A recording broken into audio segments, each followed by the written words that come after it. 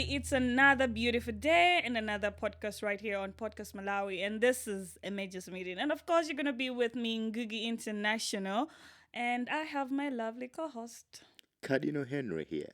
Cardinal Harry is in the building. Woo, woo, woo, woo. How are you? I'm okay. Yeah? How are you? I'm great. I think last week I didn't introduce myself properly. So I think today I want to be able to let people know. Okay. On Gugu International. Kapena zinazo banalibendeza veze nkadi mwa wiki. No. But I mean, it's not like a big profile. Yeah. Just that I'm a media personality and fashion designer. Yeah. So that's more about me. So if you know you need something done, I'm your girl. Okay. I'm your girl. Good to know that. But let's get to the main business of the day. Of course. Okay, so what's up? What's been happening? It's been, I think my week has been great. Okay. I had a good week. It's been productive. The only thing that upset me this week was I lost everything and my PC crashed. So I lost everything. Okay. Yeah, it's to do with my hard drive, long story, but now I have to start all over again. So can you imagine I've lost all my work, I have to start writing these documents and again and everything like that. So it's been crazy, but apart from that, I had a very good week. Great. How was your week? No, that's good. Mine was good. Just a normal one. Yeah. Yeah, so it was good. I was just looking forward to the tiberaso banolita atita nasolid. So it's good kuti abwana atita nasolid. Here we are. Zina zoti tikambira nasolid. Sure. So yeah, we're looking forward to a good conversation today as well. Yeah, and there are so many things happening actually. Yeah. Hey, I feel like, and just in Malawi, I don't even know where to start from. And we're just talking about Malawi only. And I think the most trending thing that's been happening this week was this woman that's been arrested in Bangladesh. Oh, yeah. So there's been a lot of talks online, you know, the media saying things, the people are saying things and everything like that.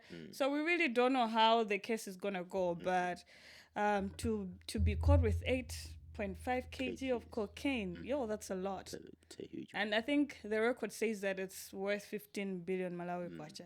That's a lot of money. How are people making this money? That's a lot of money. All right, so talandiran boardroom. Yeah.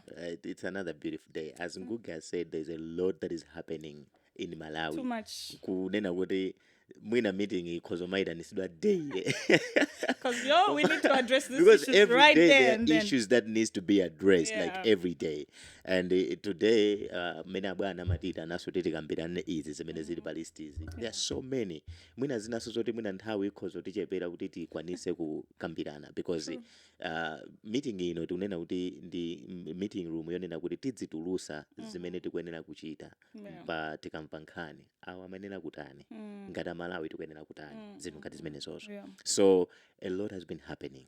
Nkhani imene wanenayi about a woman waku Malawi kuno amene wagwidwa ku Bangladesh ndi cocaine. First of all, I would tell you kuti it's been happening.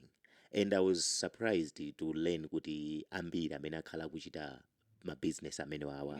I don't know kuti it's business koma kaya ndi ntchito imene iyi ndazimayi. Right? And it takes me back to like a lot of years back. Okay? Like from 2017, August 2017, Nigerian ndi azimayi awiri aku Malawi anagwidwa paka mu international airport. Mu 2018 momwemo, I mean mu 2018 now August, azimayi iso awiri anagwidwaso ku China. These women were ku China. Do you understand why they use women though? We'll get there. Okay. We'll get there. I just want to give you statistics. It's been women. Okay. 2018 October, chimozi moziso azimayi awiri anagwidwa ku India ku New Delhi. Malawians. 2022 mu August, chimozi moziso azimayi awiri achi Malawi anagwidwa ku Mauritius. Okay, with about 112 pallets zama drugs. But I think this is the highest they've ever caught. Yes. 2021 also, it happened in June. Another niso awiri azimayi aku Malawi so were arrested Pakamuzi International Airport. Yo. So can you address us? Kuti nchifukwa chani adzimai? Mwina we should start from there. Komano Akamuzi International Airport in there, that was too quick. They didn't even fly. They didn't even start the trip. Yeah. But I think why women? Women are easily trusted. You can easily trust a woman than a man. Okay. Let's just say taxi drivers, right? Yeah. You find a taxi driver a woman and a taxi driver a man. You would maybe be comfortable to say, let me ride with a woman. But I mean, there are a few women taxi drivers, if at all they are there. I don't remember seeing one. Yeah, but I'm saying you can easily trust a woman than trusting a man. So it's just the same thing that these people that they work with, of course, different people and stuff. So Amazwa would, okay, timpasen sigana. You cannot suspect a woman to do anything like that. I think these days maybe you can, because a lot of people have been caught. But then you cannot really suspect a woman to do something so illegal. Is it because they demand in Rama zochepa kapenaso? I don't think it can really be about demand. I think it can just be like a woman, how a woman carries herself. You cannot suspect them. Or you suspect a woman carrying a gun? A man and a woman. Who would you suspect would have a gun with them? I think I will suspect a man. Exactly. I will accept in a normal day, in a natural setup. Because I will suspect a man. Zima Krubida women, they're less violent. Of course. That's why you can easily trust a woman. Kuda? You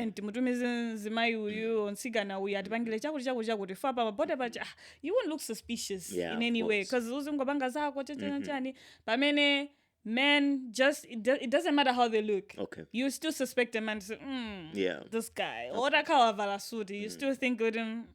You know, because the suit at least makes you look decent, like you cannot do anything bad. Of course. So we should also say, this simply means with this trend that you can go out there, guys, do your own research. You'll find what it's been there.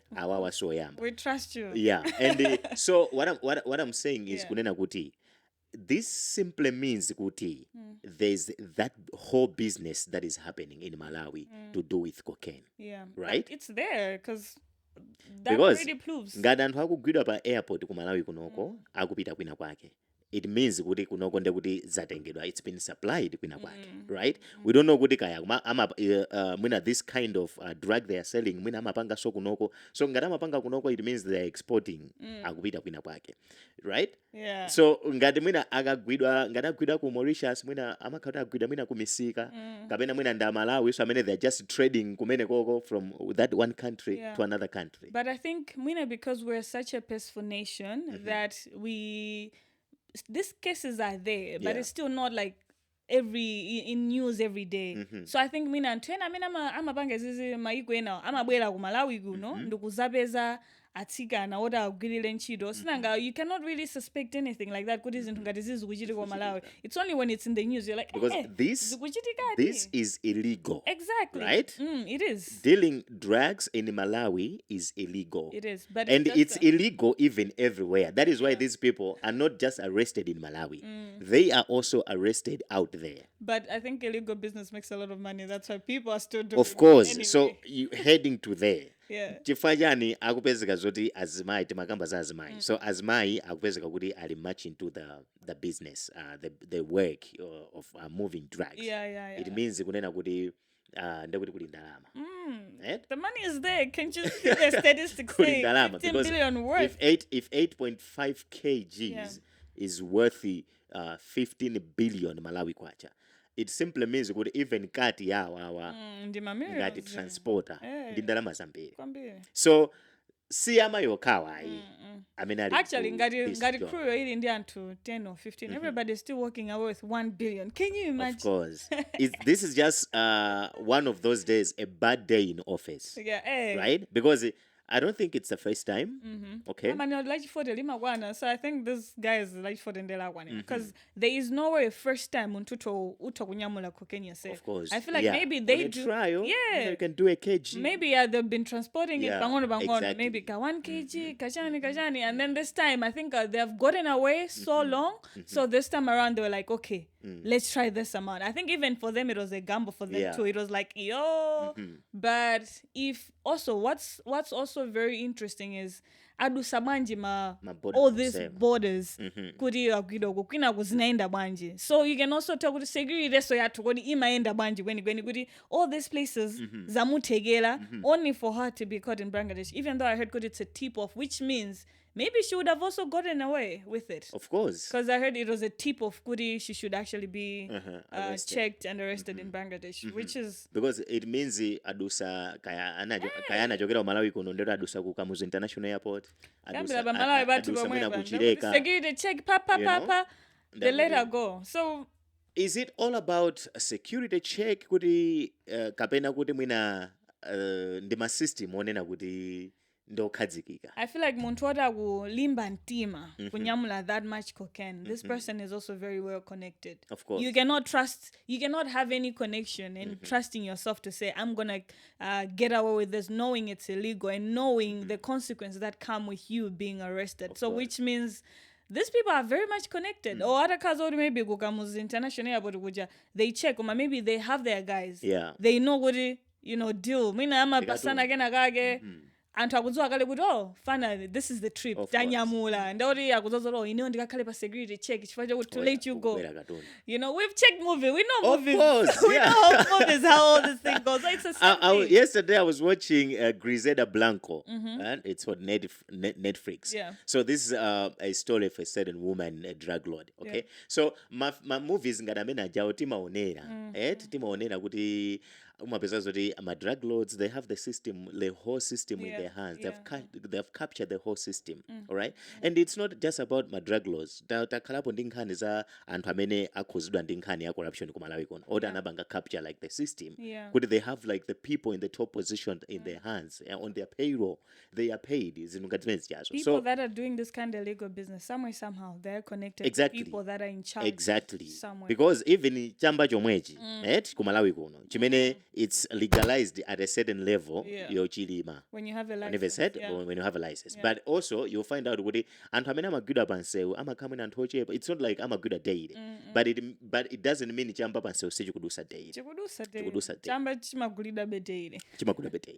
So I think what we should know in this house is when my business in Gadawawa, I'm a Kalandima connections. Of course. I'm a Kandima connections. So whether we like it or not, my business aligo. I mean, they have connections. And all the strategic places. And in how we may agree, it's just one of those days where business go wrong. Where we pali kusamvana,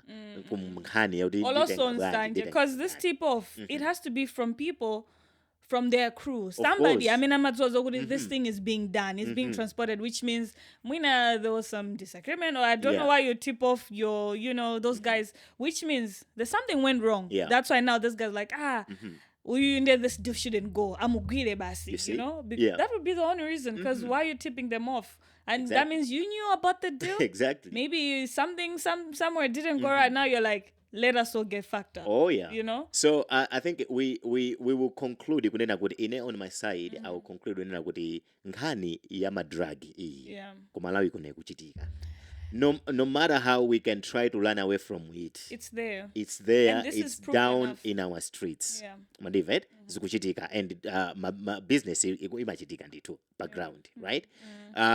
And the China point in and these people are well connected, whether we like it or not, and how they are connected. The people that are doing drugs in our streets, they are connected by the authority. So to come bazama strategic places on Samineta kandi ku police, kandi panseu, kandi kuma airport. You need to know a guy. With immigration, you need to know someone. You need to have someone there to move these kind of things. So Jaji ndichimene jojo. Jaji tatu, I think what I can say is malangizono now to people that are dealing with this, that are dealing in this business. Okay? Because aliyese amakhala ndi chifukwa chimene amapangira chinthu. Because mina anthu mukawafunsa mavuto anachuluka chifukwa chake mina tinayamba kuchita nawe izi, but sometimes most of the times we say kuti that's not an excuse kugwiritsa ntchito mavuto kuti ukakhale m'mavuto ena. Yeah. Because we should know kuti when you're dealing in an illegal business, there is gonna be a day when you're gonna be caught. Yeah. So umakhala ukuzozo, this is illegal, and iweyo ukuvomereza to the consequences that are coming. Kuti the moment it's done for me, it's done. It's done. Tsiku limene akuzandigwira kaya ndine mayi woti ndi ana anga azazunzika. And mwina amakhala apangakale mapulani kuti I'm doing this for my children. Yeah. Right? Kuti whatever that I'm getting from this job that I'm doing, ndekuti ndikutani, ndikupanga tsogolo la wana wanga. Yeah. Okay? Komano ndekuti kuzoti there will be a day when I'll be caught, Yeah. and my children will be out there without them. But they can never be ready, because I think every time they're doing this, they are hoping they're going to be successful. Exactly. So, but that also has to be on the back of your mind. If this thing that I'm doing is illegal, Yeah. a day will come when I will be caught. Ndipo ndikazagwidwa izizi ndi mlandu. And kumaiko anzathu awawa, mwina malamulo awo ndioposa athu. Yeah. Chifukwa kumaiko anzathu awawa akakugwira amakunyonga. Yo, death penalty. Like umanyongedwa ndithu. Yeah. We've yesterday I saw a video of this other lady kanana ndo ku Zimbabwe anagwidwa so ku Bangladesh komweko anamunyongaso. No. Right? Way. Yeah, anaphedwa. So what we are saying is kuti my illegal business wa akhoza kuoneka obeba pamene tikuachita kuti mwina When the money is coming the in. money is coming. Tabanga, we are successful. We have moved these drugs to You wanna kumene do koko again. You tabwera wanna kuno talipidwa ma Instagram ndekuti mutoona tili kumalo abwino okongola zithunzi zathu, even mwina tili komweko kosiya ma drugs go on expensive hotels and take pictures, videos, and anthuona ndoti anzathu zikwatani So what? zikwayendera ma Osaziwa kuti business kodi akupanga akupusha business yantu. osaziwa. So mumatika Malawi pa mbali ina yake olakwe kuti tikumvere ni chisoni kapena tipange bwanji. Peer pressure komaso anthu amaona ngati kuti just because antena they've been successful ndoti now also they want to join Exactly. and do the same thing. But I think my own take is girls, because it's mostly girls It's mostly women. Yeah, Mostly that are women. being arrested and being caught. Let's try and get into other businesses, proper businesses that we can get money from, because this is so dangerous. Because It is. I don't even know like how you're gonna cut your life short over you want for the love of money, because it's pretty much for the love of money. It's for the and love we of all know good manners. Yeah, Good manners. everybody loves money. We're all working for All more trying money. to make it out there for our families, for all that. Yeah, but let's try to at least get go to school. Be No, of course, and I don't anapita ku school. Yeah, but I'm saying And go I'm- to school, Uh-huh. get a proper job or a business. Exactly. You know? That is legal.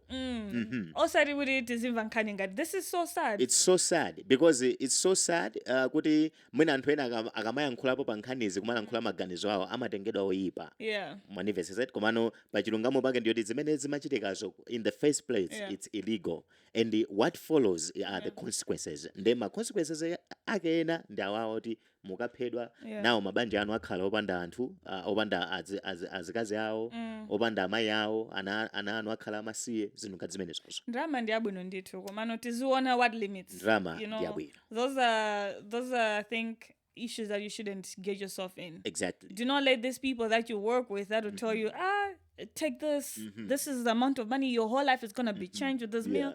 Don't get into that. Don't get into that. Do legal things. I don't know. There's so many ways to make money. Of course. Do something proper, but let's not have more of this. Yeah. So no. the business is out there on the ground, and we know what the people are dealing, and we know what there is a whole system, but don't just do it. Yeah. Oh. Yeah. Don't just do it. That's my final. Yeah, I point on think that. moving forward, let's not hear any more stories of a Malawian woman caught somewhere over carrying drugs. Guys, no, let's not do that. Let's get into proper businesses. And I feel we're fashion designers. Yeah. At least it keeps it going. It's your money. It keeps us going course, still. So, let's get into proper stuff that we can do, but like getting into drugs and all those illegal things. Yeah. No, let's do better as Malawians, especially females, because you guys are the ones being caught. So let's do better. Let's not be manipulated over the love of money or anything like that. Let's do proper businesses. Yes. And I think this week, actually, Mr. Jones, anabanga ananena zokuthi he got a license Komano license yake akudaendela paper. I don't understand kuti zinthu zizikuyenda banje. Why is it that up to right now the whole government entity low traffic alibe my license or they can issue us like I don't understand so exactly so that also zikupita ku immigration they issued a statement yonena kuti sakupereka chani sakupereka ma passport but ineyo I think kwambiri chimene chimandikuisa ndichonena kuti zinthuzo ena amazipeza of course no people amazipeza zinthuzo because lero limkhozonera zoti Brandon amuprintira license pa paper right wina wake mwina lero lomwe lino kapena wiki yomwe ino wakaprintidwa license pa kadi bwino yatuluka okay so you tend to wonder kuti what is happening, where are we going, how are our systems built, are they built to help us Malawians mofanana kapena anakhazikiswa kuti amatithandiza mosiyana? They always say that it favors the rich. So unfortunately it's the hard truth. Like that? It's not supposed to be like that. We are all one. We are all Malawians. We all have equal rights. We are supposed to have equal rights, but unfortunately not, because it's these people that are connected or that are rich that easily get things done. You know, inendinda balanga kujani kulo traffic.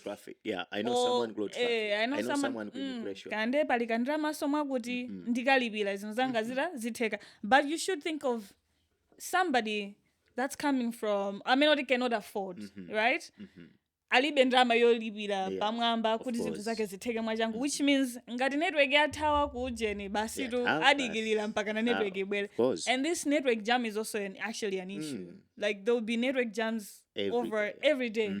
And you tend to wonder what can be done to avoid this or for things to get better. Because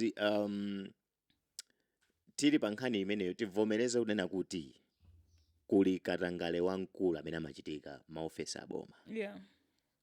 Of course. Office ina iliyonse ya boma imene it's out there to help Malawians kumachitika katangale. Yeah. When you want to get the service, because we know kuti muliti mafee timene umalandilira general receipt. Yeah. Okay? Kuti tsiku limene ukalemba mayeso for example kulo traffic you have to pay 5,000 kwa. Yeah. You mapita pa window kapita kamene 5,000. Tsiku limene mukapita kaya pansewu akuzana mu have to pay 5,000. Mapita mukalipire ndrama ngati zimene. So we know kuti there are those small fees zimene boma as a system imakhala yakhazikisa unena kuti we should not just be helping out for free. Komano we want kuti tizikhala kuti tikupanga generate my revenues. Amaziwa kuti izizi at least wina aliyesa akhoza kutani akhoza kwanisa because pachilungamo chake license siyodula. Manifested? Komano imadula chifukwa chonena kuti mukawerengera kuti ndipite kumene chomwe ndikalemba mayeso koyamba ndilephera. Ndikalemba mayeso kachiwiri ndilephera. Ndikalemba mayeso kachitatu. I know people, I myself ndapita kulo traffic kuja license yanjenga ya moto tu. Ndikulephera katatu. Yeah, and it's too much. You know? And it's not like you are dumb. Yeah, I get it. I get it. To be honest, so you the very first one. But I was never going in class. So this because if you're genius thinking, kungolipira ku school kuja. And I was like, just give me my notes. I'll check my journey. These assignments, past papers, whatever. I'm like, I'll be fine. I go there. You see? So timafinga timene chatu tinaikidwa kuti boma lidzitolera ndrama inake. But we are paying, as citizens, we are paying so much money that is not going into the government coffers. Komano zimapita m'matumba mwa anthu. Amene akugwira ntchito kumene kuchako. It means kuti we are paying more than what we are supposed to pay to get the service that is just there for us. Because my service amene they are funded by our own taxes. Ndi misonkho yathu imene mapanga fund ma services ako immigration. Ndi misonkho yathu imene mapanga fund ma services ako traffic. Ndi misonkho yathu imene mapanga fund ma services ako registrar, aku lands. I'm talking about places whereby kuti upite olokulands kuti akakupangire ma deeds, title deeds. And it's ulipira chapa paper yapa general receipt. Koma kuti paper lituluke, the paper that you are looking for. You need to pay you need to pay so ndalama ina yake. Yeah, bambale. So you can see kunena kuti system yathu Yeah. inavuta. So apart from kuti system yavuta on the ground like that, ndeti ndino nkhani onena kuti sakwanisa kuperekano the documents that are supposed to pay. Chifukwa chani nkhani ya funding. But I think it's always the government places that always have problems. Of course. It's always government places that always. Of course. Kodi funding yatu kapena mwina ndama zia matax akweze kapena kuti zintu zienda bwino, or I think also on the other hand I feel like budget matikatangale sizingathebe chabwino bangono kwina kule kwasoma office nesa malemba to say no to corruption. Kulo traffic. Say no to corruption. But these things are still happening. And I kind of feel like, to be honest, it cannot really just go away. It cannot go away. To be honest. The honesty. Yeah, it cannot just go away. Maybe bangono zita kumachepa koma. It can't go away. We na lesa mafuna palantenage. Sizingate tivomereze. Man, that's what I'm saying. Unaona national ID ndi license zimesene. Ali mali obangira license kulibe komano obangira national ID same card, just printing on that card, it's an issue. You see? So nchifake ne manena kuti materials wasiwili kulibe aliko andivese komano anthu ena agali pa fundraising ya kunyumba kwawo osati so yaboma ikanakhala yaboma tikanayamikira tikanabwezi kuti ndalama zimene zizopita kuboma ndekuti in return mwina zikamanga nyumba zaphunzitsi pena pake kapena zikamanga masukulu pena pake. You see, but these monies zikupita matomba mwa anthu and they are selling materials oti ndi aboma to make their own gain. It's just tough because even me, I would even want to get a fast service, and if I have to pay an extra fee for a fast service, I will. That's the mindset that we need to take out. Yeah, I'm just kidding. But if there's a chance, I don't want fast service.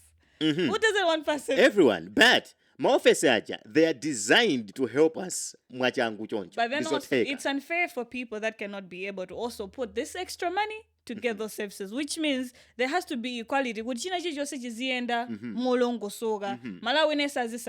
course. Also because you are connected with abaleano dandani ndekuti zinthu zanu zikuendelea. China chimene manena anthu ta chifukwa chimene mwina anthu maofesi aboma amapangira katangale masale awo ndochepa. If that is true, we don't know their salaries. If that is true, let the government invest into that. Njifa ndikumbukira kuti president wina wake adalankhula nthawi nayo kuti ngati simufuna kugwira ntchito mboma muchoke mukagwire ntchito kwinako. You see? So it means that was acknowledging kunena kuti masale za mboma ndotani ndochepa. But it means kuti we Malawians are the ones that are punished. You can pay mwina ndrama zimene ungalipire to get a fast service. Think about munthu wina wake wakumudzi. I mean the plan was kuti atamva kuti passport ili pa 95,000 kwacha. That was the only money that he kept. So pobwera amaziwa zoti system iyi ananena kuti ndi 95,000 kwacha. So palibeso njifaya kanthu amene aipeza movutikira. So they suffer kuti akakwanise kutenga machane ma services amene ndi aulere kapena there is just a little amount of money that they are supposed to pay to get the service. So it's bad. So this is the reality that is happening on the ground kuma office athu aboma.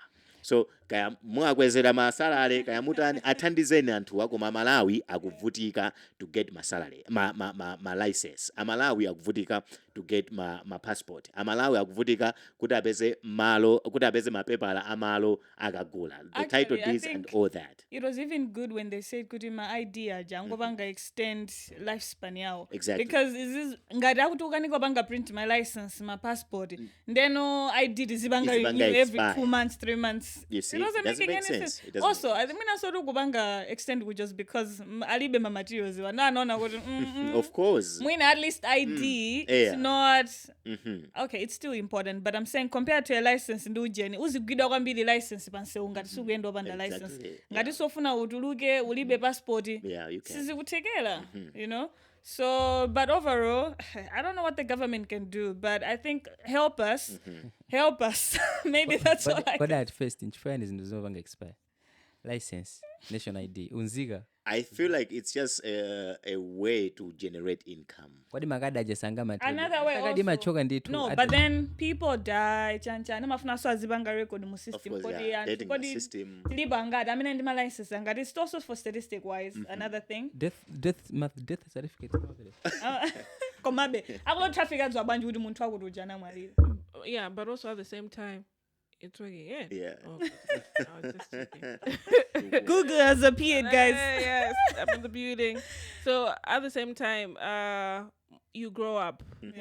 So as you're growing, your face changes, right? So another way it's for that. Let's say really like for example, muntu unabanga when you are 12. So when you're getting at 18, 20, umakodi, your facial features have changed. Oh no. Why not? So Uyu ndi Google mwe uja. Mwasintha kokhala. Sarineo zipasa zanga zambili, guys. I should learn by now. My hair is always bad. Bad hair day. So I will look different. Of course. You know? So after some time you need to update it. information. What am I jambulanso? Yeah. Iwe yokwadi ukufusa sukudziwa. No, never ngisaso ID yanga ejuwiri komano sina jambulitsenso. Not jambulisa so But it's Tuesday 2017. like all of my IDs. ID meni kakabangisa so naga jambulisa. Yeah, but I think you meni have kakabangisa license yana ni jambula so kajigena. So they always take Also nkope muntu mato mwino ona jambisolo onda wanene bantu ako kunenepa. because it's not just about the information but also nkope yako so imakauti yasintha. You're not looking the same. I mean, I wish we were not renewing or extending or whatever, but unfortunately, it just has to happen. So yeah, true. But we're just hoping and praying things should get better. Yeah. Let's not be struggling or kumaenda ndijibebala munse ujikanyoa. Tumabanga laminate. Oh, mabanga laminate and then you photocopy kuti ukhale nazo It's just a lot of work, guys. Chabwino kaenda ndi game yako mwino thongo yisiya bena ba game exactly. Nanga ukuyenda game. If you change a car it means for myself ndekuti nabanga laminate chimozi because if you laminate it ndekuti it can't fit into your pocket and all that. Ndekuti it means it has to be stationed in the car. Ndekuti chili ngalimoto. But at least ndekuti you have to photocopy it, upindire china mwaleti, upindire china mbaki kuti in case wapezeka zoti wakwera galimoto ina upezeke zoti at least you have. This problem has been there since last year. I don't know if 2022 they also still had this, but I know since last year we've been having this problem. Even me right now, my license is not printed because I think I just go lazy and also you know what? It's okay. It's okay. This is my paper now. But no, guys, our government, please. Do better. Tisama khalile zinto kumango dandaula. Exactly. If we're happy citizens, you guys will be happy too. There will be no demonstrations whatsoever because everybody is happy. True. But kungoti somwina but anyway, it's tough, guys. It's tough. That's all I can say. Okay.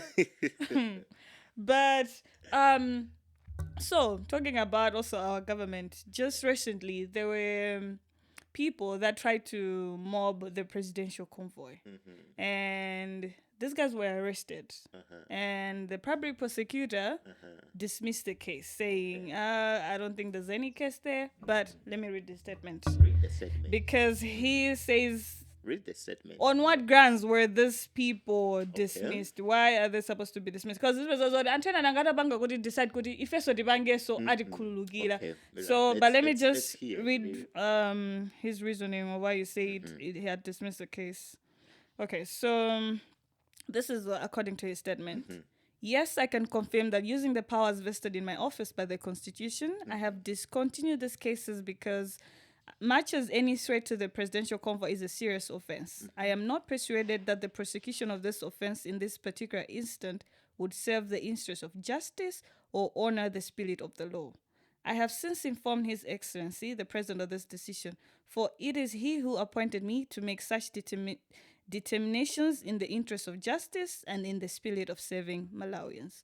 So he is saying he has dismissed this case on these grounds. But I don't know. I like it. Could they have acknowledged could an attempt It's a serious of an offense. attack to the president? It's a serious offense. Yeah. That we should not take out. Okay? Because it's not about the president. Yeah. It's about the presidency, Also, which are two different things. There is a president, and then there is the presidency, which is the office that And he there's is justice and the law to be served in these cases. Yes. Yeah. So nkhani iyi yonena kuti fankhani inachitika kundilande. Okay? Kuti a president akudusa muzimu munaliso maliro. Oh yeah, I heard about the Maliro part. So a president afuna aduse and then muzimu muli maliro. So we know kuti a president akamadusa malamulo amanena kuti timapanga clear njira kuti a president atani a president aduse Sanga magamura amatamanga. magamura Avoid. of course mwina ndi ntawoni it's not kuti amatamanga komano amafuna kuti pasakhale kulowerera kwina kulikonse unena kuti mwina munthu wina wake amene ali ndi malingaliro ena oyipa they can take up that opportunity As to well. attack the president. Of course, yeah. Mwina security system osaziwa kuti kodi munthu wadusa pali. Yeah. Because when the road is clear, it means kuti wina aliyense ofuna upanga attack from the outside amaziwika Yeah. kuti mwala uja unachokera apa. Ndekuti a security they are able to follow up kuti mwala uja unachoka apa munthu uja ndikumkwira komano whereby tikumadusana mene timadusana mu traffic kuti anthu akudusa maliro akudusa and all that ndikovuta kuti ngati a security aziwe kuti wapanga chipongwe ndani in case of anything. Komasonkani amalilo ndiovuta. And I think I understand their frustration to say kuti I don't know what really happened because I wasn't there. I think I understand their frustration because there was a funeral. And they anthu amalilo mwambe kwa sunta or whatever the case is. Anthu ali muchisoni ndizovuta. Tivomereze kuti nkhani ya maliro ndiovuta ndipo pachikhalidwe pathu maliro akamadusa timayimisa zinthu. Yeah. I'm not sure if mumalamulo zilipo kuti mwina convoy kodi ndi zinthu ziti zimene convoy ikhoza kuyima convoy ya president. Manivese said because mwina tikamaphunzira ku road traffic pansewu amatiuza za zinthu zimene tikuyenera kudzitambira nthawi iyo tikudusa pansewu kudzitambira like to be aside. Okay? osati kuzilambira Ayi kutamba like kuti you're moving away.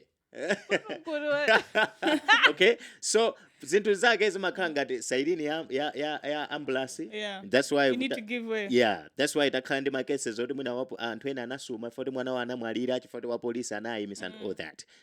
And that's an emergency. Yeah. Okay, mwina sopena saidini ya polisi. Yeah. Okay, pali anthu ngati commander wa Malawi Defense Force Amendra Selin. amayendera so siren and akamadusa samadusa traffic ayi there's a siren that goes before him kuti anthu sikuti muyima ayi komana at least you just give away kuti atani kuti aduse. Yeah. You see even the VP himself vice president akamadusa it's not like muyima mbali mwa msewu komano mumatani mumangopatuka iye uja ndikudusa bwinobwino pamakhala galimoto imene makhala pasogolo ndikupanga zonsezo. Okay, so I'm not sure kuti pakati pa maliro ndi a president amene ali ndi mphamvu ndi according to malamulo kuti akuyenera aduse ndi ndani. So pachikhalidwe ndani nakale kuti pachikhalidwe maliro akamadusa timapatuka. Yeah. Okay, but I don't know kuti ngati a presidential convoy ikukudusa kukumana ndi maliro what is supposed to happen. I like the part kuti pachikhalidwe. Okay, that is pachikhalidwe kuti tupereka ulemu kwa maliro.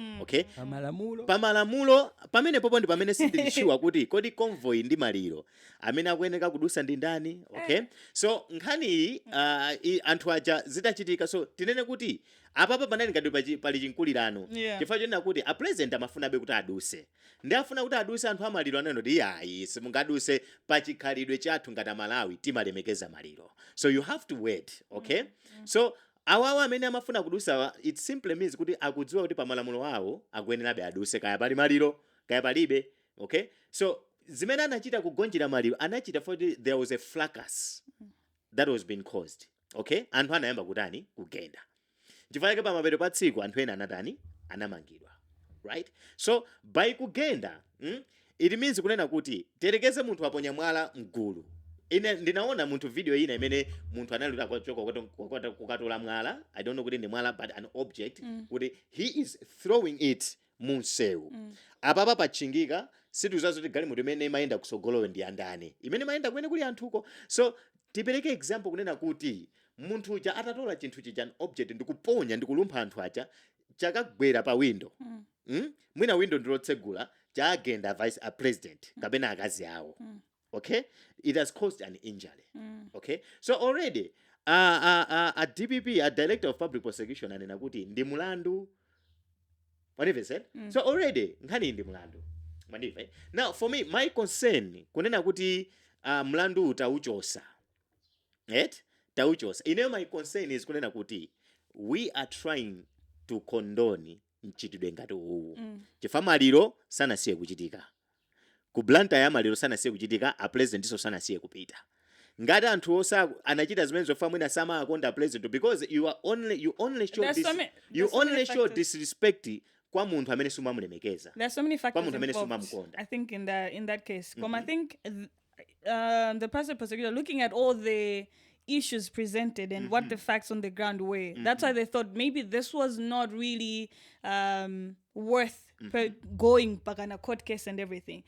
This does not mean, Goody, if you guys do this, you're not going to be arrested or there's going to be... Why are you going to be arrested? Okay, maybe not arrested or it's an offense. So if you have offended... There will not be a ground. Will there be a ground? I don't know. Okay, somehow maybe the difference is the motive. Because I think ntainagama kubanga prosecute just because of the motive. Do you had the motive? And kumena amadzuka kwawo amafuna abanga attack president. Then mwina futhi zangochitika. Mwina futhi sindimalilo. Komano, that's what I'm saying, Kuti. Antwena no. Mwina you have the head of the president or mungu funa kubanga so something like that. And do you know that there's some people that would like to just be in the news? Kuda abanga jina jage or whatever. So, if you're out there and you still wanna you're capable of doing something like this, please don't. I'll tell you, Kuti, this is the truth. Yeah. Antuawawa did this because they don't love the person. What said? That's the truth. For sure. And the reason why Nkani Abangidwa dismissed, this is a political gimmick. What said? Easy. Chifanya kuti wani anthu aonesaka kuti sakukonda.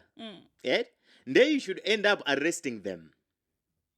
Yeah. And you will be going down there looking for votes. So zimene zachitika papa sinkhani yoti kaya palibe basis palibe anthu awo analakwa kugenda president in any circumstance. Analakwisa kugenda convoy ya president. So chifukwa choti analakwisa kugenda convoy ya president anali anthu awo they were on the wrong side of the law. And there was supposed to be a consequence to follow.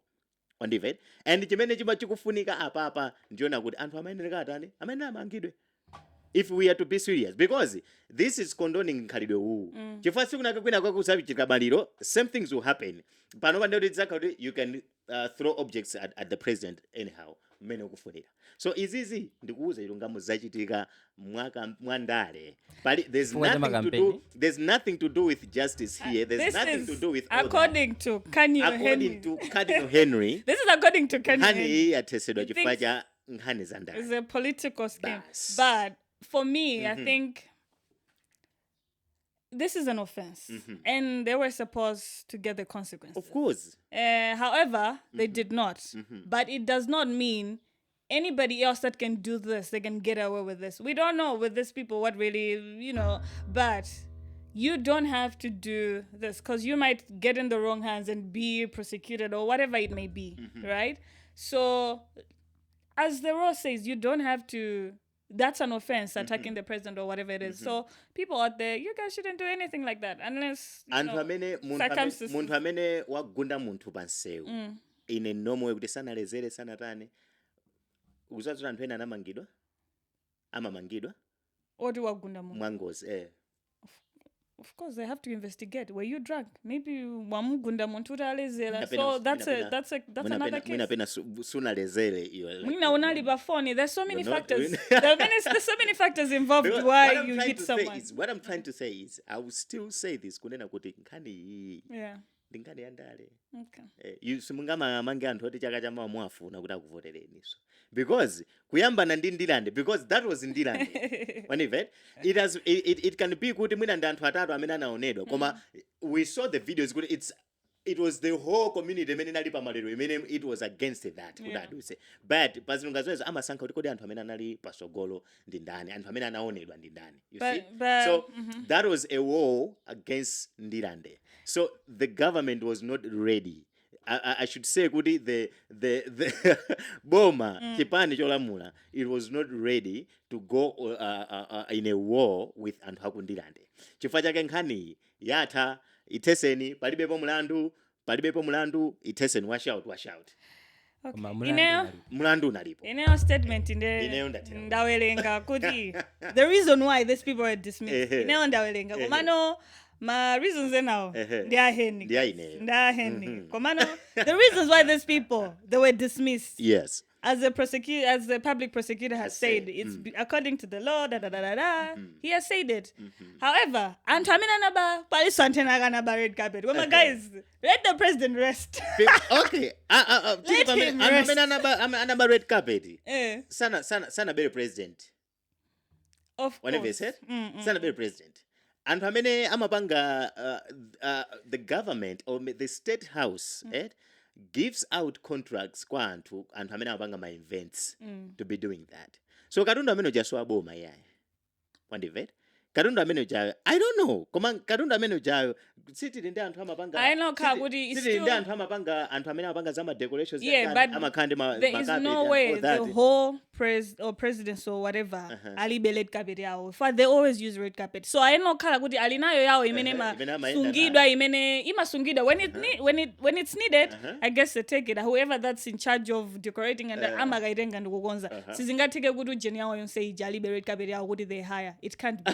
So it's government property. It's government property that I guess inabedwa mu chani antu amina mayanganila. For me, I think I can only blame the guys amina mayanganila. They were in charge of taking care of zintu's messages because I don't understand what how kainali monsewu. Do you know what is business is mabida ba convoy? Yes, sizingakhaya nawo ba convoy. Koma I'm just saying iweyo ngugi ulindi company ya events management. Yeah. Right? Nde takubanga haya. Akubanga haya state house kuti mukati pangire decorate tili ndi nsonkhano kumangochi. Whenever said nde kuti nsonkhano ukakhala mawa lachinayi or mwina Friday. So today is Wednesday, right? Iweyo ndetu unyamuka leroli ukupita kumangochi. One nde kuti you have your own vehicle vani kaya kandilole imene mwanyamuliramo zinthu zojanjani kuti mukapanga decorate. Mukutsetsereka mudusa kodi khwekhwerere nduyet wa desire. Mukudusa kumene kuchako anthu akupangana ataki akuberani. Nde mwina winiyo mulembe kuti timapita ukapanga decorate kwa president nde atibera. Katundu uja ndi wanu. Akuberani inuyo. Koma because it's connected to the president. Kuti it's connected to the function ya president. Zikhanga kuti anthu abera jani, anthu abera bom. I'm yet to understand kuti kodi Katundu anali wa state house kapena ndi wa event manager. Kuti a company that was hired to manage events or to decorate zinthu ngati zimenezo. Whenever said, apopo ndikafufuza ndibweraso.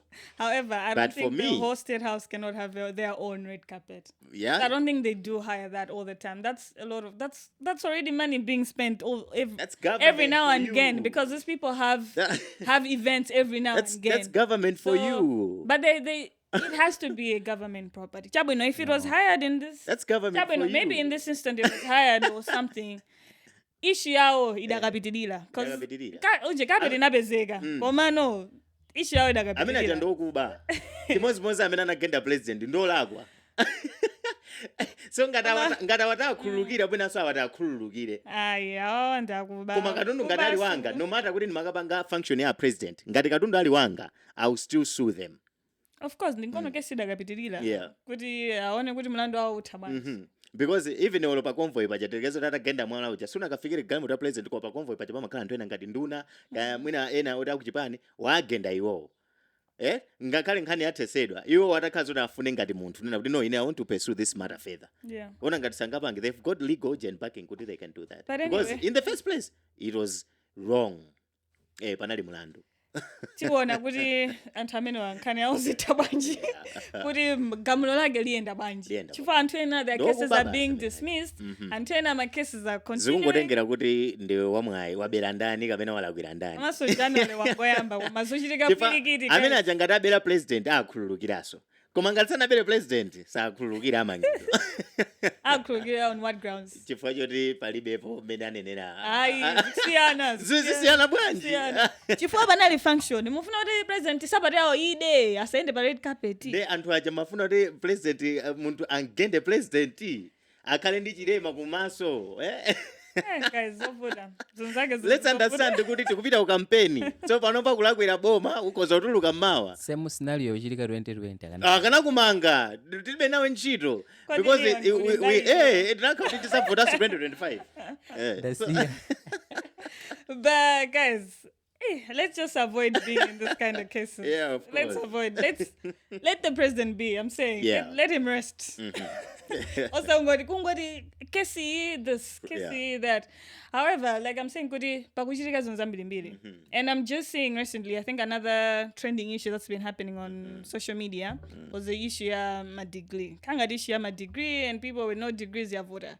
And you know, most celebrities are people that most of them didn't really go far with school. Most, I'm not talking about all of them, but most of them didn't really go far with school. Maybe they got successful, they started making money, maybe they didn't really see a reason enough maybe to finish the school, or they thought, let me go into my career and invest here, let me maybe pursue like studying in my career and like doing proper school and stuff like that. So there's been this debate of saying, Kodi, is that degree, and to have a degree in the Antobanda degrees when more specifically, I think it was Danlu that said, Kodi, you have achieved this and that without a degree, and Zintu Ngadizmeni. I don't know, what's your take on that? Mene ndimafuna kuyikambira nkhani mu meeting muno. I wanted to generalize it. Okay. Sende mafuna ndinene kuti nkhani inabwera ndi ndani kama ndimafuna ndipange generalize nkhani. Senda we dropped the name. Because but that's what he was saying. That's where the debate started from. It was him that said, I've achieved this and that, and because I've achieved this, you know, so my take, okay, I would say kunena kuti, because even the Bible limanena kuti ngati umadya nkhumba usanyoza nzako amene sadya nkhumba, okay, musanene odesedwa iwo amene akudya, inunso ngati mumadya musapangise anzanu amene sadya kuti amve ngati kuti ndolako. Verse yani kodi mwina anthu ena sawelenga Bible zili kumachitidwe athu mwizimene zozo. Okay guys, Henry is a pastor. In case you all didn't know, Henry is a pastor. That's why he talks too much. Okay, so we should know, koyambirira tipange accept the fact that there has been a lot of successful people out there that made it without a degree.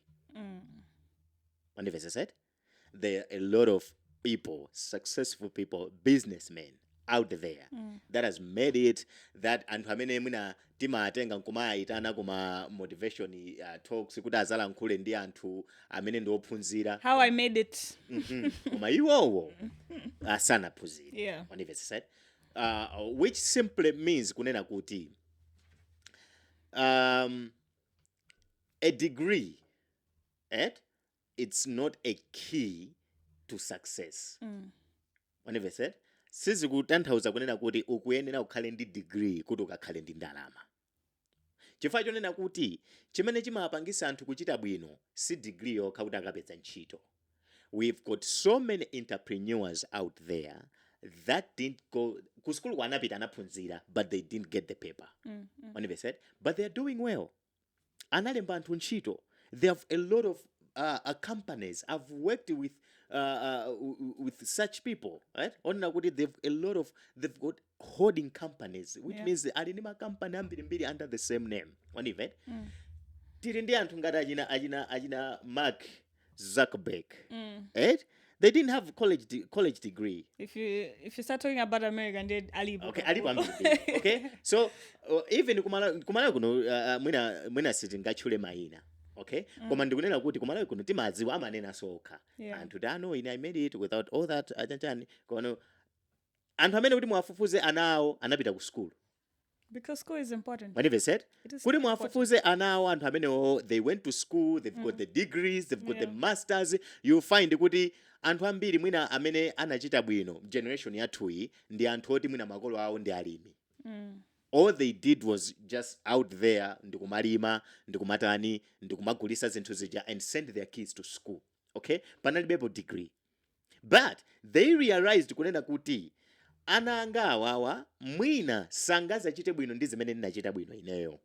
Mwina they are not interested in agriculture, so they cannot be good. Ndesangazafika mene ndinafika ine. Mwina they are not good artists, because ena amene anachita bwino opanda school ndi ma artist. Ena oti mwina amajambula, ena oti mwina amaimba. Creatives. Well, they are in the creative industry. Okay? So those people manage to send their children to school. Chifukwa chonena kuti anazindikirabe kuti ananga mwina akhoza osakhala ndi mphaso imene ndili nayo, the talent that I have. Koma, at least they should be out there. They should manage to get a degree, and mwina akakwanise kupeza ntchito chifukwa cha pepala. Okay? So success si kupangidwa link to a paper, a degree. And it's not everybody that has a degree that's successful. Okay? Anyway, people are still so wanting to find jobs, but they have degree and masters at home. Exactly. So anthu ambiri achita bwino alibe ma degree. Good for them. And they are even motivation when we are looking at them, when we are seeing them in the society. Because we admire them and we sit down and say, koma akutakuti anachita bwino. Mwina tikaphunzire nzeru from them, you know, such things. And you will see kunena kuti timakaphunzira nzeru if anthu amene tili ndi ma degree, timakaphunzira nzeru kwa anthu amene ndi opanda ma degree. Koma they have made it. And anthu amene opanda ma degree also alemba anthu ntchito anthu oti ali ndi ma degree. Street smart. You need to be street smart. You see? And book smart too. And what? Book smart. Okay. So you need to mix it up. You don't have to be one side. So uku kwa anthu amene ama degree ku. Tili ndi anthu amene ali mzipatala. You cannot go up there and be a doctor, specialize when you don't have a degree. That's not it. It doesn't need you to be talented to be a doctor. It doesn't need you to be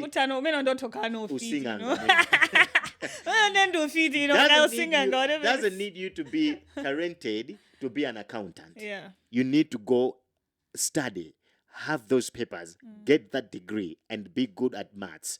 You will be good at numbers. You need a degree or whatever you need to be an engineer. So of course, alipo antu amene they're just smart up there. They've managed to come up with the whole system. Actually, I think I just saw. That's what I wanted to talk about. That guy, alibe any kind of paper. He atathandizidwa into all that. He can rise up there and kuzakhala munthu amene he's generating magesi amene adzalemba ma engineers amene ali kupolerero. Wanimvetsera? Wabanga magesi amudzi wake wonse. Amene azalemba anthu oti ali ku polytechnic. Amene azalemba anthu oti they are out there kumasti studying engineering, all that. And in Malawi we actually have very talented people like this, because this is not the only guy that has come up and been able to do this. It's not the first person.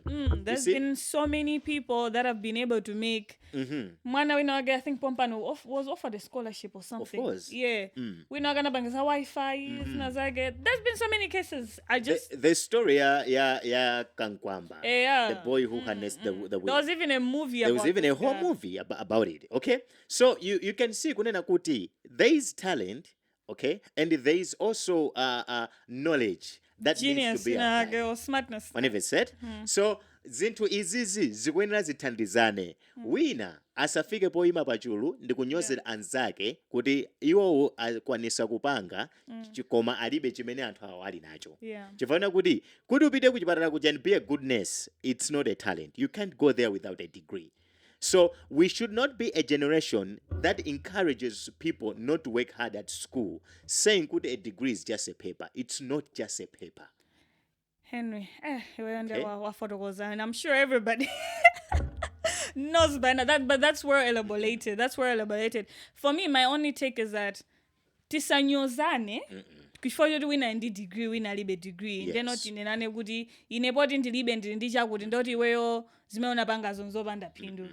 We're all equally important, and don't say feti tabanga achieve zintu zabu inozaba mwamba with degree or no degree. Exactly. And this does not say that just because somebody was able to be successful without a degree, that means you will be too.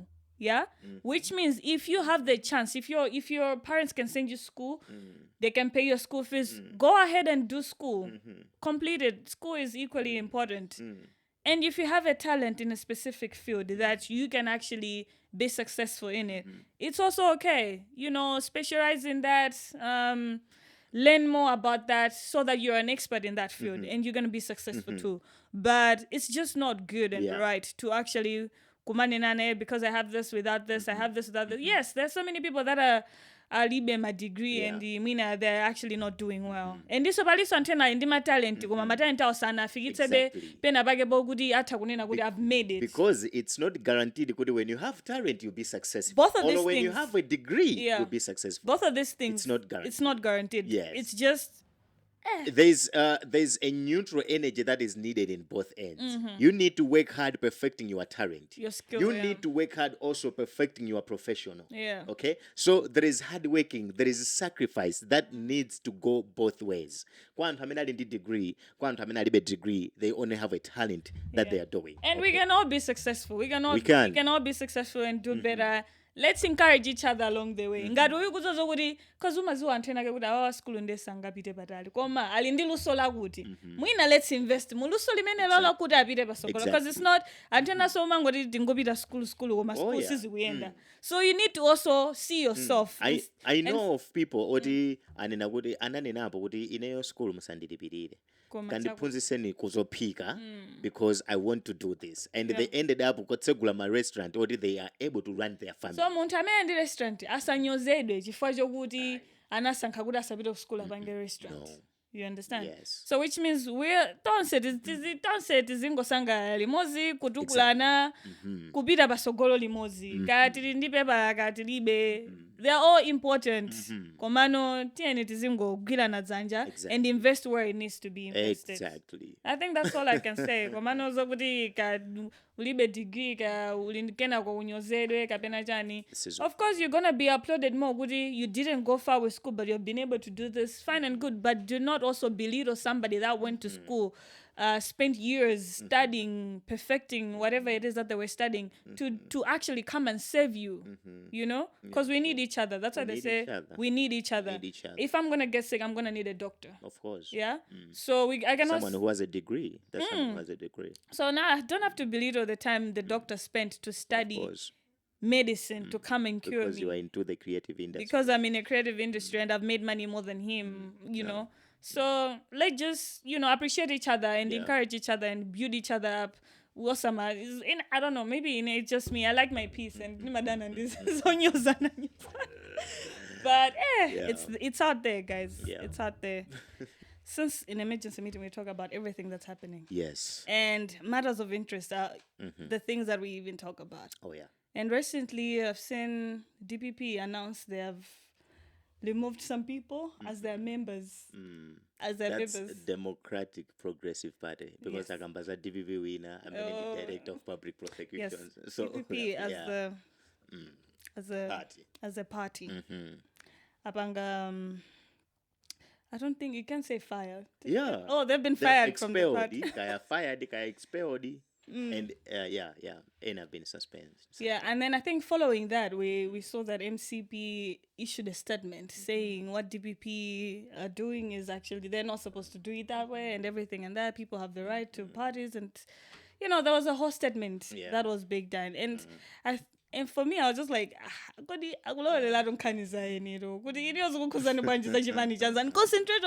with your own party and what things needs to be done in your own party. TVB asiyeni apangezi mena kufuna party yawo mena kuonera kuti anthu awatu kwafunabe anthu awasitu kwafunabe, but the names that are actually been fired, there are names that we have heard for so long, and following that, actually I just saw that one of the members have already joined MCP, and I'm like, talking about what's the word that I wanted to use, akamana chibwezi chigata kuti moving on kuti next. That's what it did, like next. Like I've been fired from DPP, next. It's like, okay, let me join MCP right now. But I don't know, I think politics is the entire campaign, a lot is happening. I think nkhani ya DPP ku DPP wakhala kuli mwepengwepengwe kwambiri kuyambira chaka chimene anachoka mboma. Actually, it's been like that. DPP We haven't rested. we have not rested. DPP sinapeze nthawi yokhala pansi ndi kukambirana bwinobwino kwakhala kuli mikangano.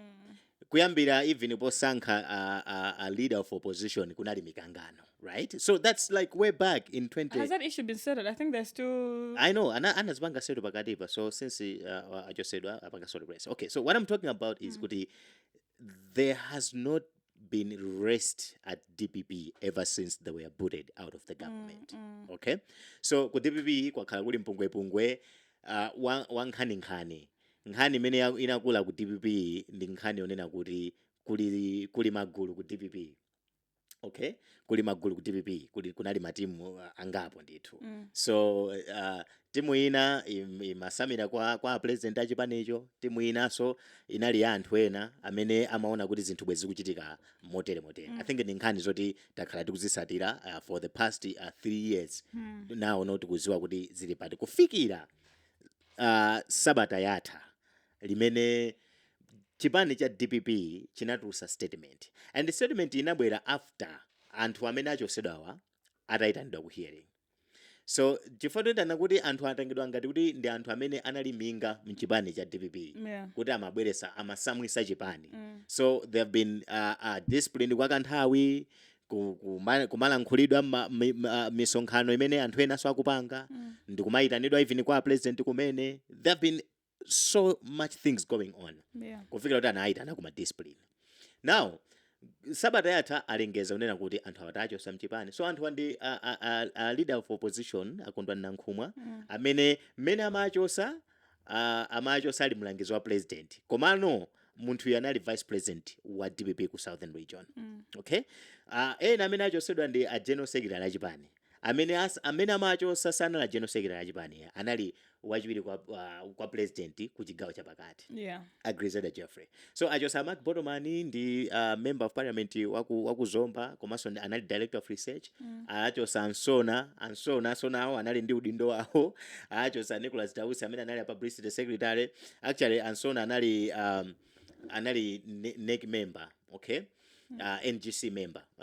So paliso anthu ena amene apangidwa suspend, like Auladi Musa apanga suspend, Alafu Joma apanga suspend. So and these are people that their names have been associated with DPP for such a long time. Exactly. These siyana kuchipani cha DPP. Akondwani Nankhumwa ngati anafika pokhala vice president ku southern region. He has been in DPP for so long. Okay? Zikadichitira bwino akondwani Nankhumwa taona pano pa podcast pano adzatilankhula kuti atiuza kuti akuyenda bwanji. Zikadichitira bwino. We are making strides to make that happen. And zichitika. Kaya azabwera kuno kati zayendera ku nyumba kwawo, koma we need to have an interview with Dr. Akondwani Nankhumwa. So anthu awa achosa mchipani kuti amabweresa minga mchipani. Nde mukulankhula kwa DPP akunena kuti zikutichitira ubwino kuti anthu ati achose. So ine ngati Cardinal Henry, I will tell you kunena kuti we have to understand that every decision that we make in politics has its own consequence. Chimakhala ndi ma consequences ake. And mukamachita ziganizo ngati zimenezi mumayenera muchite mutakhala pansi ndi kulingalira kuti how is this going to affect us? Impact us how is this going party. to impact us as a party? Because we are talking about a whole vice president wachipani kumwera. And recently amene anali vice president wa ku central region anapanga resign ndi kuchoka chipani. Anthu awawa sakhala anthu iwo ayi. So timanena kuti politics is a game of numbers. Mukamachosa anthu mukatenga munthu mmodzi amene ali influential mumakhala mwatenganso anthu angapo. Kandi awiri, kandi atatu. Chifukwa antena ake oti alimbuyo pa munthu. Mene anthu amapangisa misonkhano timaona kuti there were people. So those people that were available to my meetings amene ajawa aliso ndi anthu awo like pa grassroots, pa ground. Right? So izizizi ineyo ngati munthu I will tell DPP kunena kuti it's a bad move. Chifukwa chonena kuti anthu aja anali ndi zifukwa zawo zimene amapanga, because anthu achatu akhala amapita ku court ndi ukatenga ma injunction kupita ku court uchitengera chipani ku court ndi ukawina milandu yawo, which means they had a case, which means they were right in one way or the other. So kwachosa anthu aja DPP ivomereze akhoza kupanga matama pano koma ivomereze kuti yachosa manambala. There has been a subtraction mathematics that has happened pamene paja achosa manambala. anthu aja ali ndi anthu awo, adausi kumwanza ali ndi anthu awo. Tinamva amene amalankhula zulo ku msonkhano. That's a whole MP that can go on the ground and campaign. Anthu ndikumuvotera, anthu also he can easily convince them kuti muzavotere president uyu. Madausi ndesa kuchedwa. Yeah, Wanimvesa? MCB is ready You to see? move fast. We are not sure kuti ena amene achosudawo what is their move. Mwina DPP sinta Atani. No, DPP anakuti simsintha maganizo. Chimene yanena kuti there's still room kuti anthu akhoza panga apologize. Analankhula zimenezo amene amalankhula chipani cha DPP anamalomba kuti anthu tacho sawa ali ndi mpata woti akhoza bwera udzapepesa. Wanimvesa? Which means zimenezi alankhulazana, which means atakhala pansi anaona adi zimene ndikunenazi kuti tachosa manambala and this is going to affect us. Yeah. Wanimvesa? So ngati munthu mu boardroom munomo as Cardinal Henry, I will tell DPP kunena kuti mwaziwombera paphazi zimene mwapangazi. Wanimvesa? Amene mwachosaja si anthu chabe, si anthu ngati ineyo nditakhala wa DPP lero lino kuti alenda siya ku support DPP. It's just one vote. Wanimvesa? Koma amene achoka pamene paja, it's not one vote. We are talking about thousands of votes zimene zachoka. Because let's take them back to nthawi ya Chilima ali ku DPP. Chilima anachoka ndi anthu ake ku DPP.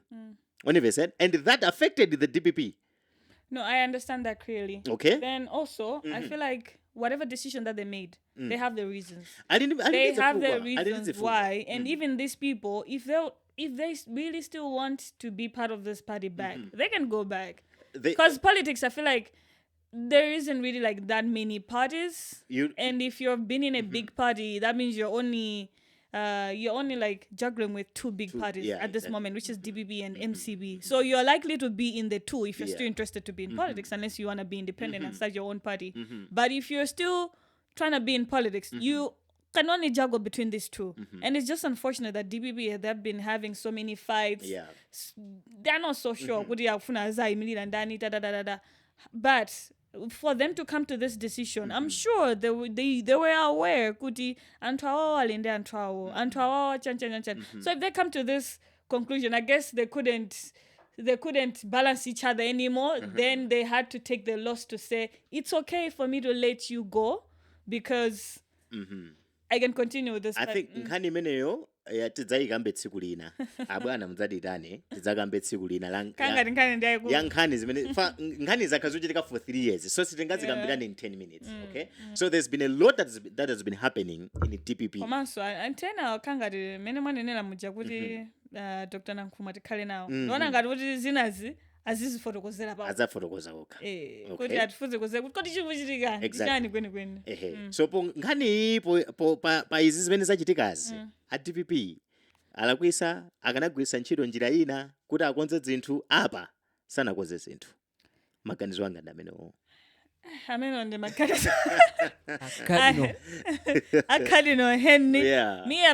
I think for me, I can just say, for them to come up with this decision, that means they had seen all options. It's a loss or it's a win, I don't know. But they were sure of whatever decision they were making. I guess. And there's still room for these people to go back if they want to, or join MCB if they want to. But they know that if they're not going to come back, they're obviously going to MCB. I know, but it's kuli afford, kuli UTM. Oh, zibani zinazo zimenata kupita. But I'm saying chances are there. Yeah, but they are aware. So it's a political move that they are aware of and whatever. So they're shooting themselves in the foot. But maybe they know what they're doing because we don't know everything that's happening there. Komaso tukuyandikira nthawi ya campaign. Ndeno zingati zichitika. Mipungwe izichitika. MCP mwina angofatsa koma timvaso nkhani zawo kumeneko zikamayandikira. You know, kumapeza anthu ine ndifuna kuyenda paye mpandekhawo anthu ena kugwilizana mwina pate ina ona kuti atijoine mwina chipanichi. That way we'll have more weight, you know, and stuff like that. But anyway, I think on this story there's more to be talked about, and we can have a special for this one to actually just look into the politics in Malawi and what's happening, what are some of the moves that are some of these parties making, and how they are preparing themselves for 2025 because elections are around the corner and however, we've also seen a very interesting story going on with the Anti-Corruption Bureau. I didn't follow much about that, but Henry, you had more input on that. Kuli nkhani zambirimbiri zimene Anti-Corruption Bureau ikuthamangisa kumabwalo a milandu. But I think what I wanted to mwina tizadzikamba nthawi ina zimene ndimafuna kulankhula zinali zoti I feel like SB ikutizolowera kwambiri. University, I will use that word. Like kulika chisawa kena kake kamene kakuchitika ndi SB. In what way? All right. What do you mean? Example imene ningapereke imene ili mwina munkhani zimene mwina ndingakambe. But then we are looking at Martha Chizuma amene ndi a director Anti-Corruption Bureau, the boss. Okay. She hasn't been in the media, in the press course, for a bit. Every day you have Martha on the front page. You have Martha. But I like that woman, honestly. You love that woman. Yeah, I do. I actually once interviewed her at some point. Oh, really? Yeah, so that's nice. I like her. Because mwina mbali zina zimene tikumakamba sembali zake, so we would love to have the director of the ACB kuti azatilankhule. So she will be her contract, it's ending this year in May. Oh yeah. Okay. How long do they save? It's 3 years. Contract ya Martha Chizuma inali ya 3 years. Okay. So contract yawo ikutha pa 17 May chaka chino. Chifukwa pa 21 May 2021 ndi tsiku limene Martha Chizuma analumbiritsidwa. I love the energy when she came in. Okay? Chifukwa kuti I remember that. Anali kuchoka ku Ombudsman. Anali ngati Ombuds woman.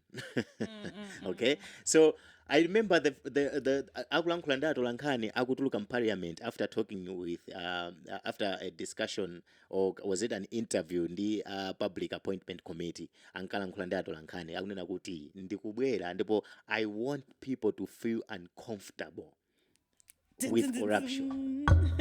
That was a big statement. Yeah. Okay?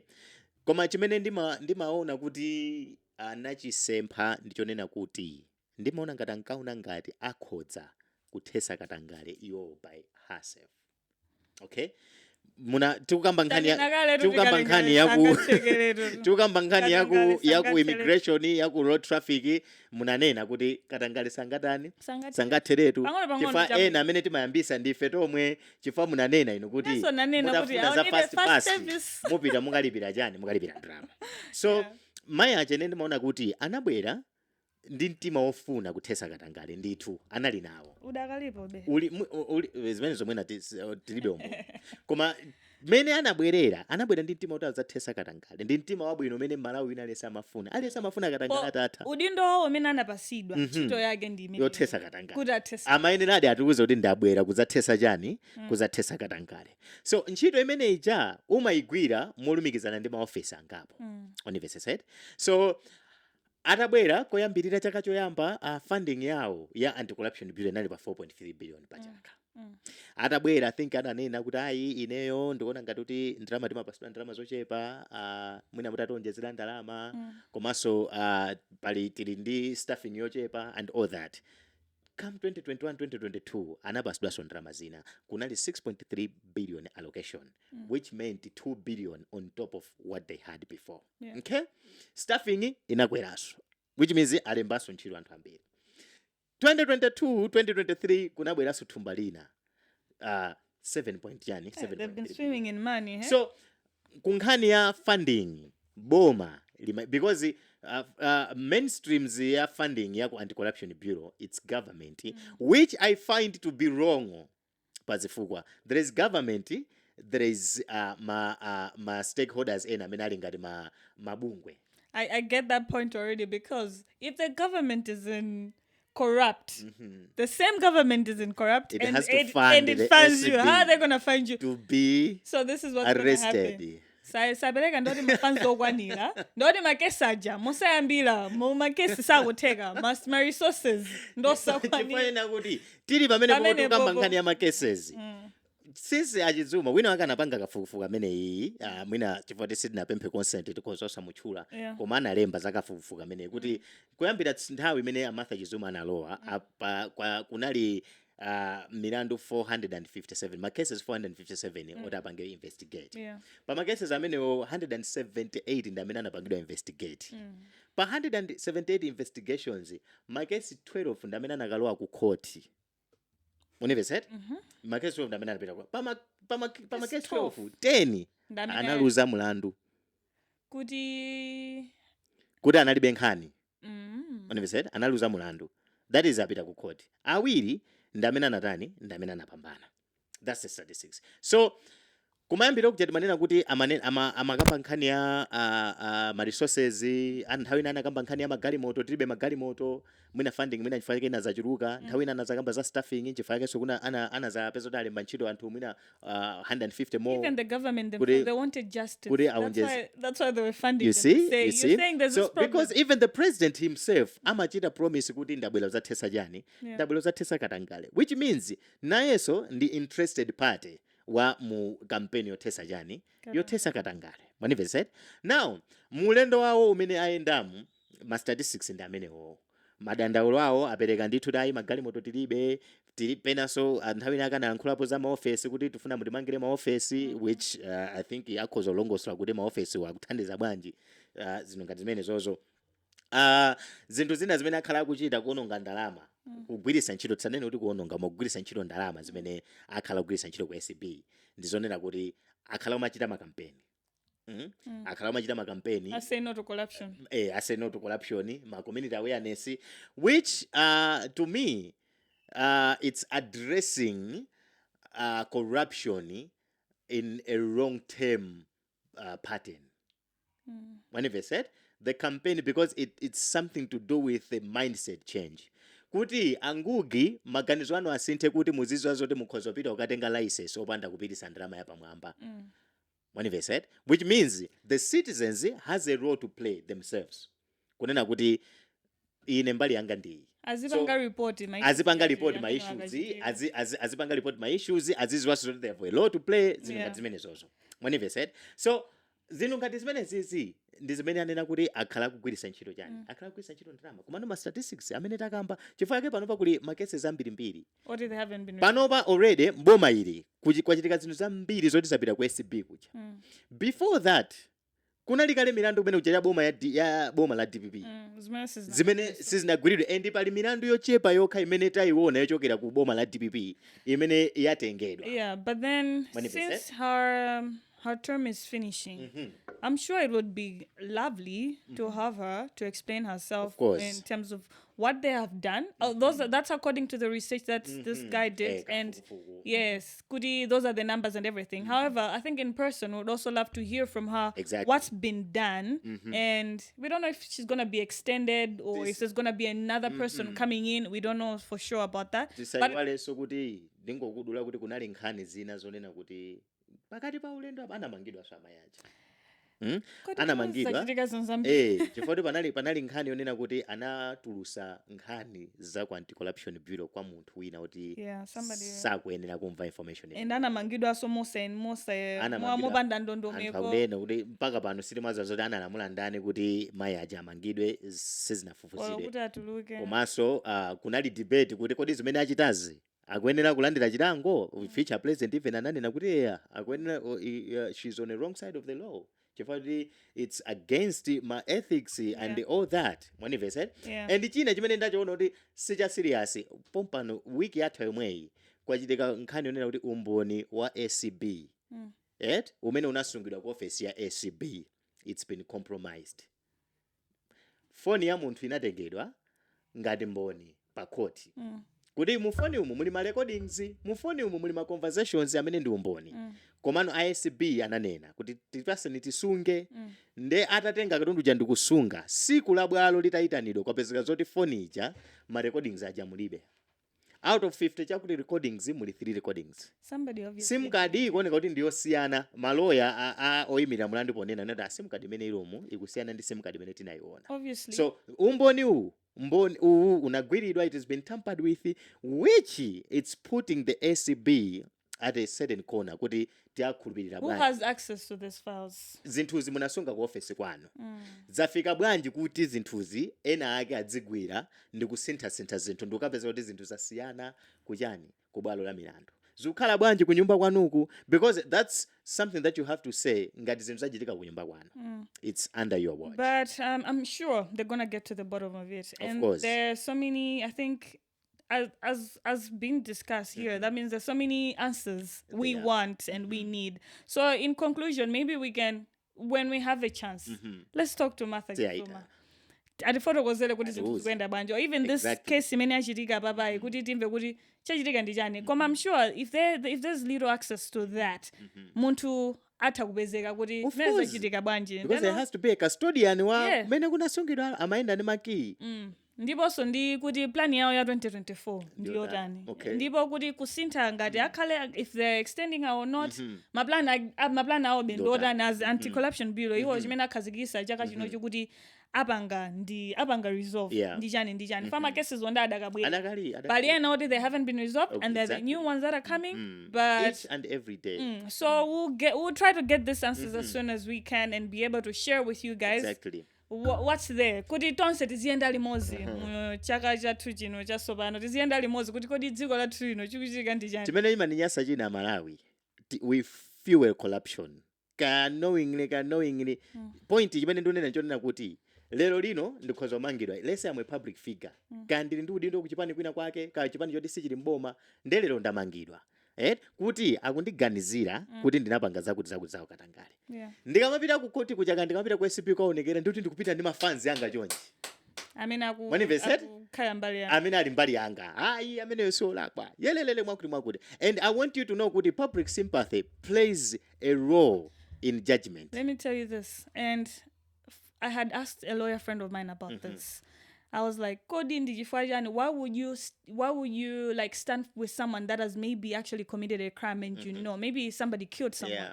Why would you want to defend this person as a lawyer, knowing this person actually did it, but you want to actually defend this person? I was like, Ngugi, the moment you've been in a situation where you need a lawyer, you would actually understand this guy. Kuti, the moment Kuti wabalamula iweyo, you also want to be saved. So that's what I'm saying, Kuti, ukabalamula muja, zimakha easy to say, Kuti, ay, mundola kwapite dakamangide. Koma the moment Kuti iweyo di wala kwisadi, Kuti malamulo, wala kwisa. Umafuna se Kuti antakuvele jisoni, antakupulumuse. Chifukwa chokuti, I think things can be done willingly and intentional and unintentional, However, ngatibe wagwida, umafuna be Kuti you should be saved. Anthu akamapanga ma corruption in my office wankati sakuziwa? Amakhala kuziwa, but I'm saying kuti ukagwida muja. Sinanga you're hoping you're gonna get away. But the moment you've been caught, you want to be saved. So that's what I'm saying about the sympathy and whatever. If you're in that kind of situation, good wala you also want to be saved. Anthu ajasi yakatangale, ata. Acheba, angajebeso nkujepa bomwe. Kadangale ata. Anyway, I think tita kuyankula the whole day. Exactly. We can talk. And Mr. Henry actually, Henry nde ata kuyankula opo. Ata kuyankula.